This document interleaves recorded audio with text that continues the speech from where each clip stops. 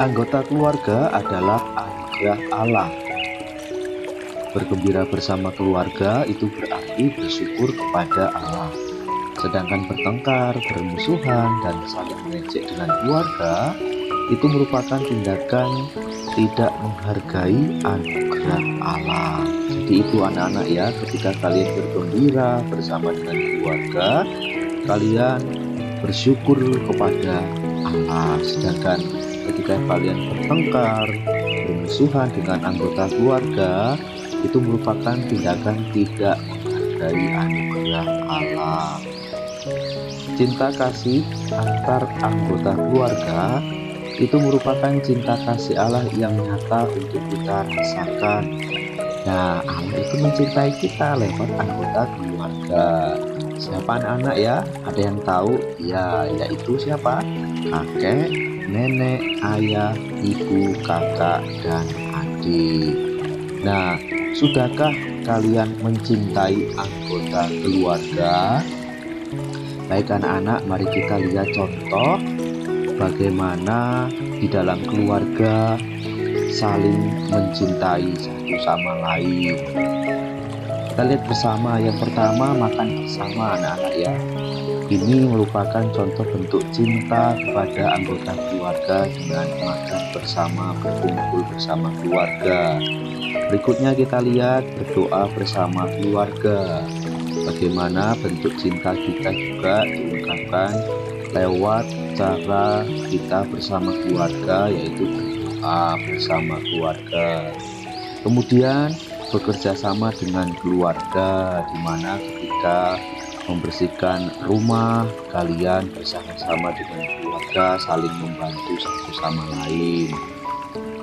Berikutnya, seorang kakak yang membantu adiknya belajar. Ini bentuk bagaimana cinta seorang kakak kepada adik. Begitu pula dengan adik yang selalu membantu kakaknya.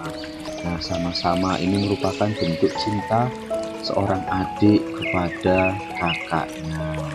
Maka anak-anak yang terkasih di dalam Tuhan, gambar-gambar tersebut merupakan contoh kasih sayang dalam keluarga.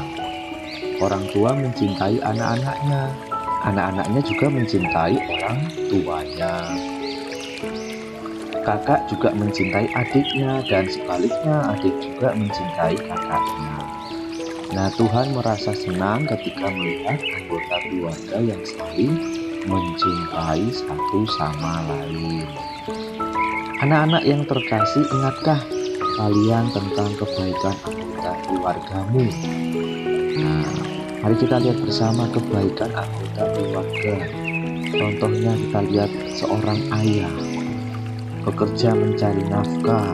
Ya, tiap hari ayah bekerja untuk mencari nafkah.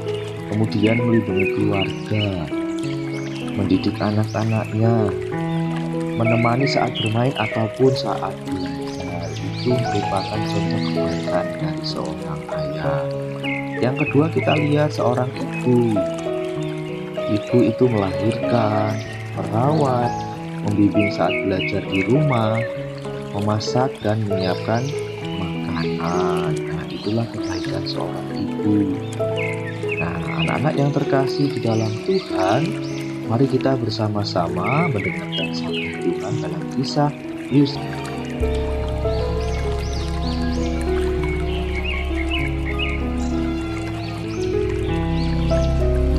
Hebat sekali kelaparan di negeri itu. Dan setelah gandum yang dibawa mereka dari Mesir habis dimakan, berkatalah ayah mereka, "Pergilah pula membeli sedikit bahan makanan untuk kita." Lalu Yehuda menjawabnya, "Orang itu telah memperingatkan kami dengan sungguh-sungguh. Jika engkau mau biarkan adik kami pergi bersama-sama dengan kami, maka kami mau pergi ke sana dan membeli bahan makanan bagimu, supaya kita tetap hidup dan jangan mati." Ayah mereka berkata kepadanya, "Jika demikian, ambillah hasil yang terbaik dari negeri ini, dan bawalah uang 2 kali lipat banyaknya." Beserta Benyamin juga, mereka bersiap dan pergi ke Mesir.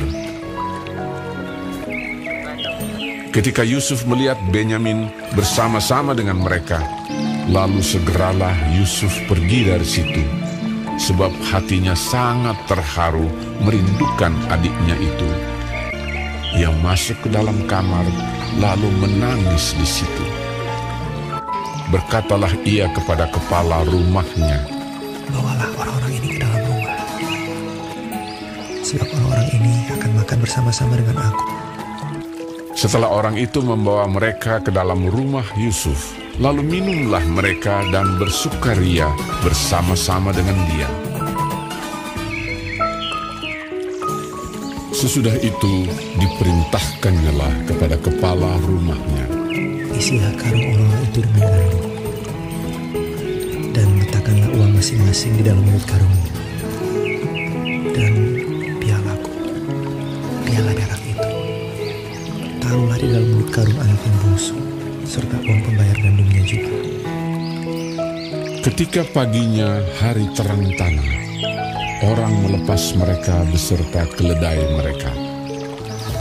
Tetapi baru saja mereka keluar dari kota itu, belum lagi jauh jaraknya, berkatalah Yusuf kepada kepala rumahnya, "Bersiaplah, kejarlah orang-orang itu." Lalu segeralah mereka masing-masing menurunkan karungnya ke tanah dan masing-masing membuka karungnya. Dan kepala rumah itu memeriksanya dengan teliti. Maka kedapatanlah piala itu dalam karung Benyamin.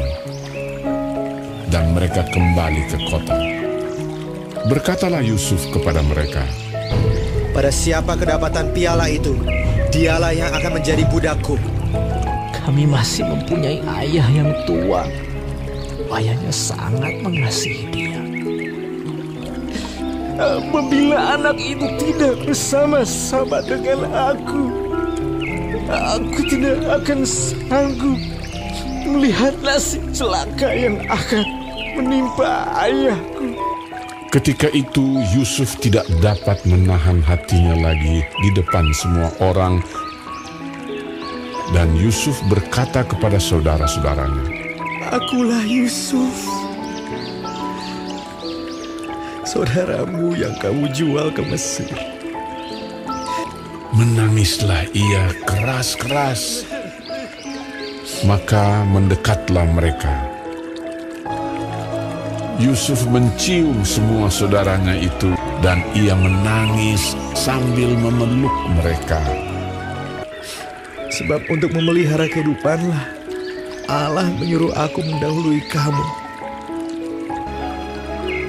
Ketika dalam istana Firaun terdengar kabar bahwa saudara-saudara Yusuf datang, hal itu diterima dengan baik oleh Firaun.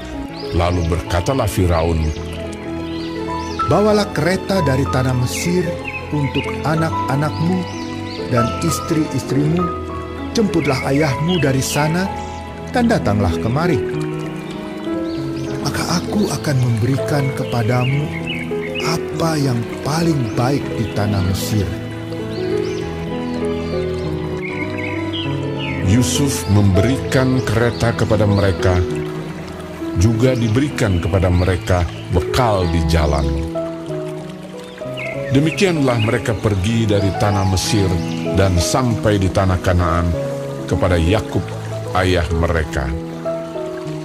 Mereka menceritakan kepadanya, Yusuf masih hidup. Bahkan dialah yang menjadi kuasa atas seluruh tanah Mesir. ketika mereka menyampaikan kepadanya segala perkataan yang diucapkan Yusuf.